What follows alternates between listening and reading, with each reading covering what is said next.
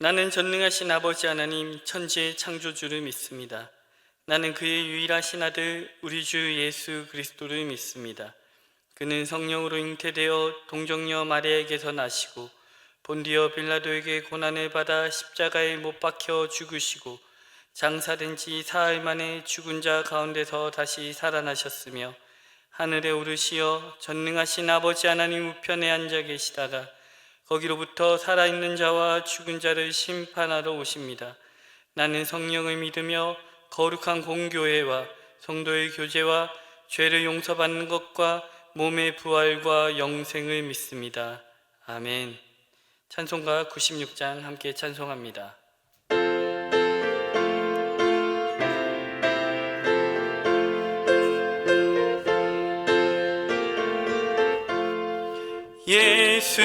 예수님은 누구신가?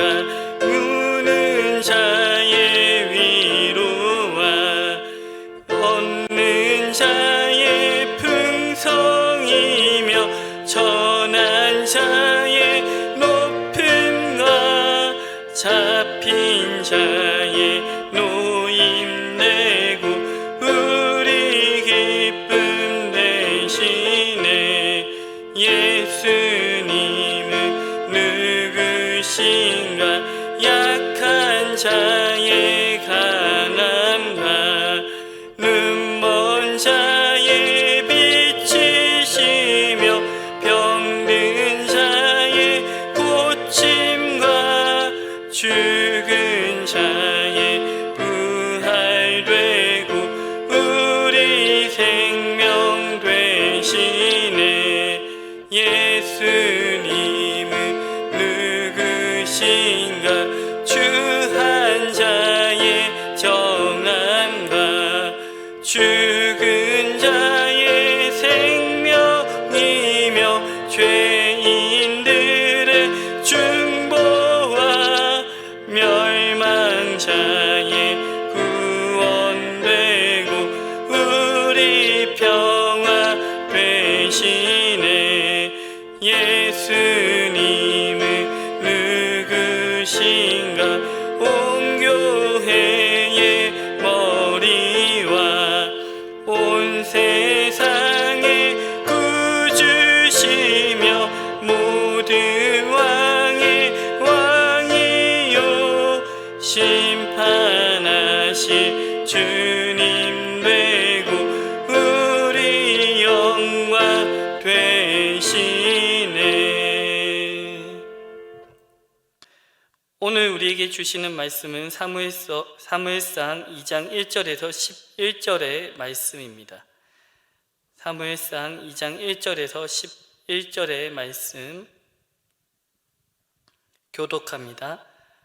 한나가 기도하여 이르되 내 마음이 여호와로 말미암아 즐거워하며 내 뿔이 여호와로 말미암아 높아졌으며 내 입이 내 원수들을 향하여 크게 열렸으니 이는 내가 주의 구원으로 말미암아 기뻐함이니이다. 여호와와 같이 거룩하신 이가 없으시니 이는 주밖에 다른 이가 없고 우리 하나님 같은 반석도 없으심이니이다. 심히 교만한 말을 다시 하지 말 것이며 오만한 말을 너희 입에서 내지 말지어다. 여호와는 지식의 하나님이시라 행동을 달아보시느니라. 용사의 활은 꺾이고 넘어진 자는 힘으로 띠를 띠도다. 풍족한 자들은 양식을 위하여 품을 팔고 줄인 자들은 다시 줄이지 아니하도다. 전에 임신하지 못하던 자는 7을 낳았고 많은 자녀를 둔 자는 쇠약하도다. 여호와는 죽이기도 하시고 살리기도 하시며 스올에 내리게도 하시고 거기에서 올리기도 하시는도다. 여호와는 가난하게도 하시고 부하게도 하시며 낮추기도 하시고 높이기도 하시는도다. 가난한 자를 진토에서 일으키시며 빈궁한 자를 거름더미에서 올리사 귀족들과 함께 하시며 영광의 자리를 차지하게 하시는도다. 땅의 기둥들은 여호와의 것이라 여호와께서 세계를 그것들 위에 세우셨도다. 그가 그의 거룩한 자들의 발을 지키실 것이요 악인들을 흑암 중에서 잠잠하게 하시리니 힘으로는 이길 사람이 없음이로다. 여호와를 대적하는 자는 산산이 깨어질지어다. 하늘에서 우레로 그들을 치시리로다. 여호와께서 땅끝까지 심판을 내리시고 자기 왕에게 힘을 주시며 자기의 기름 부음을 받은 자의 뿔을 높이시리로다 하니라. 엘가나는 라마의 자기 집으로 돌아가고 그 아이는 제사장 엘리 앞에서 여호와를 섬기니라. 아멘. 자, 오늘 함께 읽은 말씀은 젖을 뗀 사무엘을 실로의 성소에 가서 엘리 제사장에게 맡긴 한나가 기도하며 부르는 찬송시입니다. 자, 담임 목사님과 나눈 1장에서 이어지는 이야기의 흐름으로 볼 때 우리는 이 찬송시가 하나님께 아들을 얻고 그 아들을 하나님께 드리겠다라는 것을 서원한 바를 이룬 한나의 기쁨과 감격의 노래라는 것을 미루어 짐작할 수 있습니다. 하지만 한나 개인의 기쁨과 감격에서 시작한 노래는 하나님이 어떠한 분이시며 세상 가운데 어떻게 역사하시는 분인지를 고백하는 내용으로 전개됩니다. 그것을 통해서 사무엘 상하에서 전개된 이스라엘을 향한 하나님의 구원 이야기를 보여주는 것이 오늘 본문 한나의 찬송시인 겁니다. 자, 그러한 사실을요, 첫절인 1절과 마지막 10절을 통해서 우리는 확인할 수 있는데요. 1절에 내 마음, 내 뿔, 내 입, 내 원수라는 표현은 한나 개인의 기쁨과 즐거움에서 이 노래가 시작되고 있음을 보여줍니다. 그 중에서 두 번째로 나오는 내 뿔이 여호와로 말미암아 높아졌다라는 이 구절을 좀 주목하고 싶은데요. 성경에서 뿔을 높인다라는 것은 가치, 위엄, 명성 등이 높아진다는 의미입니다. 자, 아이를 낳지 못해서 원수와 같았던 분인나로부터 무시당했던 한나가 사무엘을 낳음으로 엘가나의 아내로서의 자신의 가치를 회복했다라는 것입니다. 자, 그런데 이 뿔이 높아진다라는 표현을 우리는 10절에서 다시 발견할 수 있는데 기름 부음 받은 자의 뿔을 높이시리로다 라고 10절에 나옵니다. 자, 이것은요, 신실한 지도자의 부재로 하나님의 백성으로 완전히 실패했던 사사시대의 이스라엘이 이제 하나님께서 기름 부어 세우는 왕을 통해서 회복될 것을 말해줍니다. 즉 10절은요, 앞으로 이 사무엘서에서 기름 부음 받아 세워질 왕, 특별히 다윗 왕을 통해 이루어질 이스라엘의 회복을 미리 보여주는 것이라 할 수 있습니다. 자, 2절에서 거룩하신 이가 없으시다, 또 주밖에 다른 이가 없고 우리 하나님 같은 반석이 없습니다. 자, 없으시다, 없고 없습니다. 이 없다라는 말을 반복하면서 요 하나님 같은 분이 세상에 없음을 강조해서 고백하고 있는데요, 좀 더 풀어서 보면 하나님이 세상의 유일한 주권자가 되신다는 겁니다. 자, 하나님이 세상의 유일한 주권자가 되신다는 이 2절의 고백을 전제로 3절부터는 하나님께서 어떻게 역사하시는지를 노래하고 있습니다. 그 노래의 내용을 다음과 같이 세 가지로 요약할 수 있는데요. 첫 번째는 하나님은 교만한 자를 낮추시고 겸손한 자를 높이신다는 것입니다. 하나님은 교만하게 말하는 자들, 힘을 가진 용사, 양식이 풍족한 자들, 많은 자녀를 둔 자들 같이 자신들이 가진 그 어떤 것으로 마음이 교만한 자들은 낮추시지만 넘어진 자, 양식이 없어 줄인 자, 임신하지 못한 자들과 같이 겸손한 자들은 높이시는 분이라는 겁니다. 7절에 여호와는 가난하기도 하시고 부하게도 하시며 낮추기도 하시고 높이기도 하시는도다. 자, 가난하게도 부하게도 낮추기도 높이기도 하는 기준이 뭐라고요? 교만하냐 겸손하냐라는 겁니다.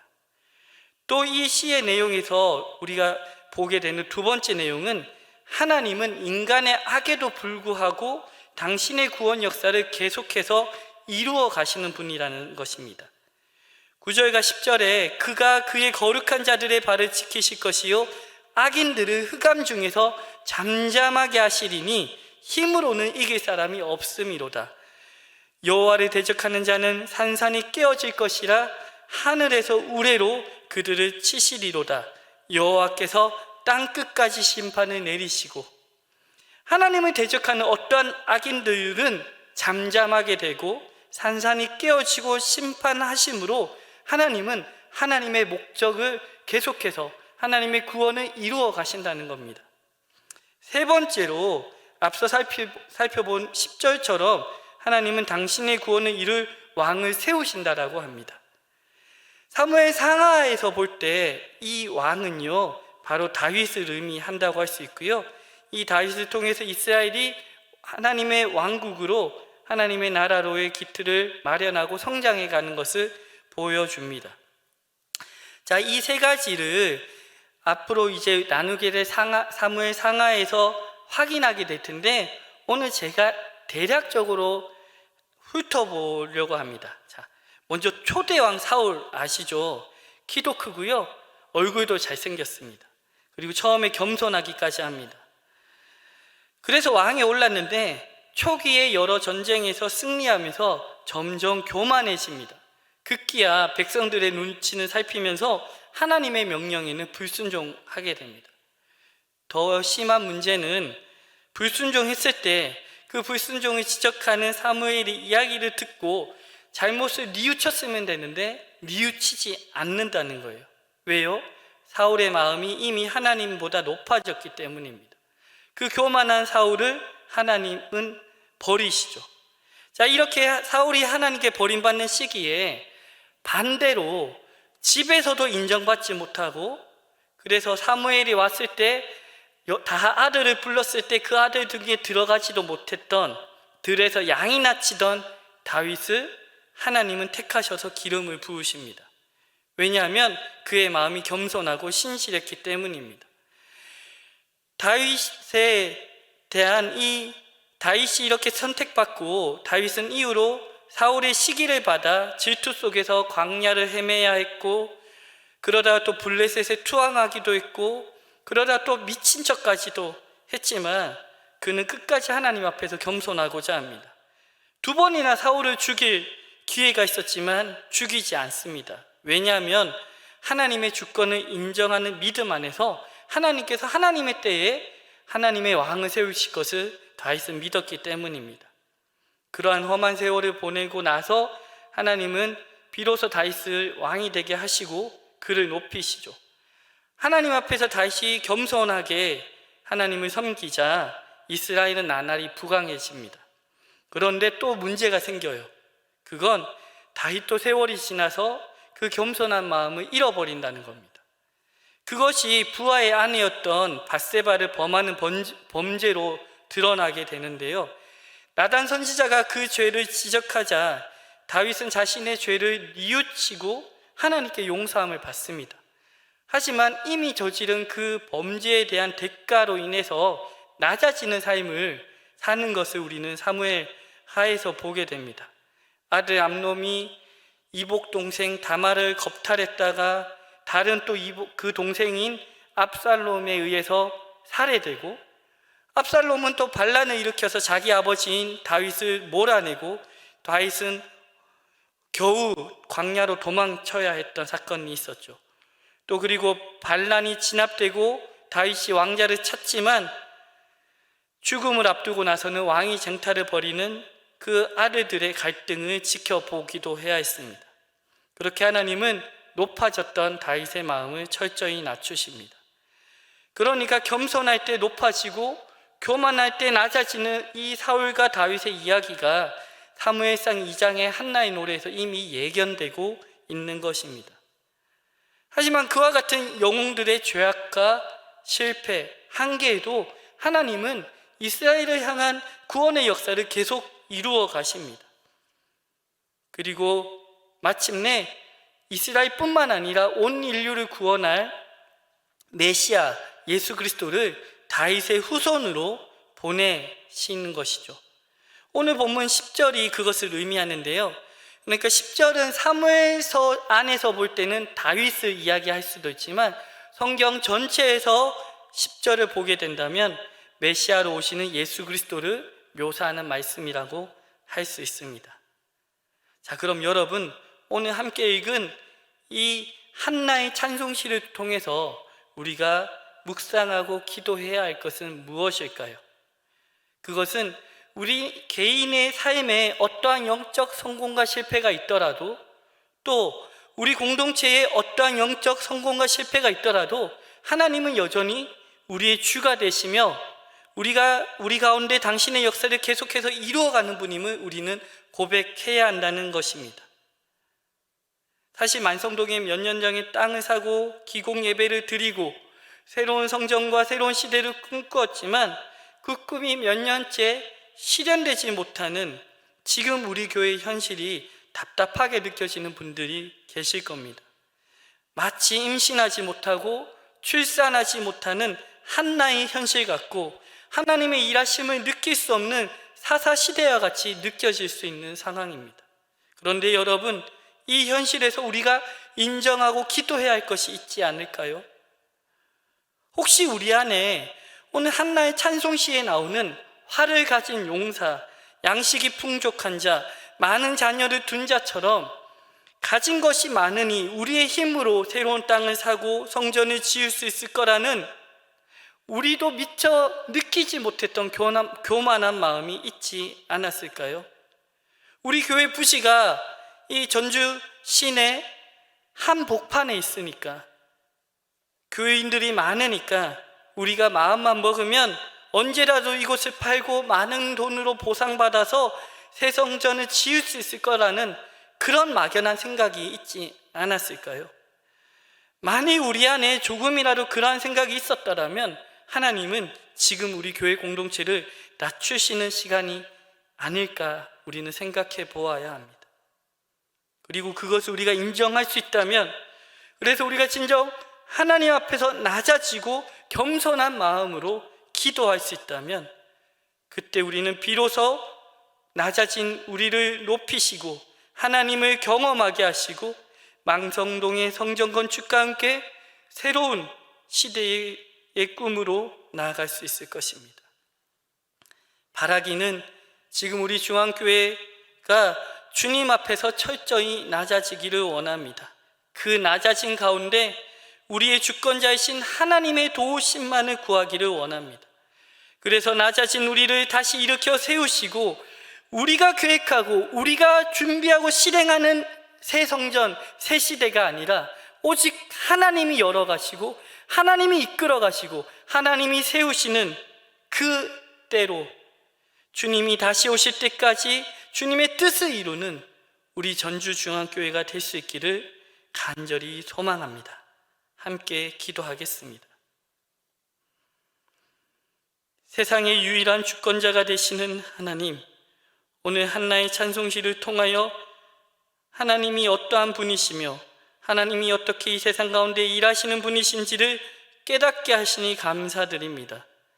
하나님께서는 용사가 자신의 활을, 풍족한 자가 자신의 가진 양식을, 많은 자식을 가진 자가 그것을 자랑하고 의지할 때 그들을 낮추시지만 넘어진 자들, 줄인 자들, 임신하지 못하는 자들이 겸손히 하나님을 의지할 때 그들을 회복시키시고 높이시는 분이심을 이 시간 고백합니다.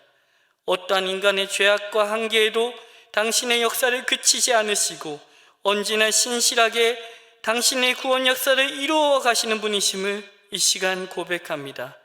오늘 이 시간 이 아침 우리 개인 안에, 우리 공동체 안에 있는 높아진 마음이 있다면 주님 앞에 내려놓고 철저히 낮아진 마음으로 돌아가는 우리가 되게 하여 주시옵소서.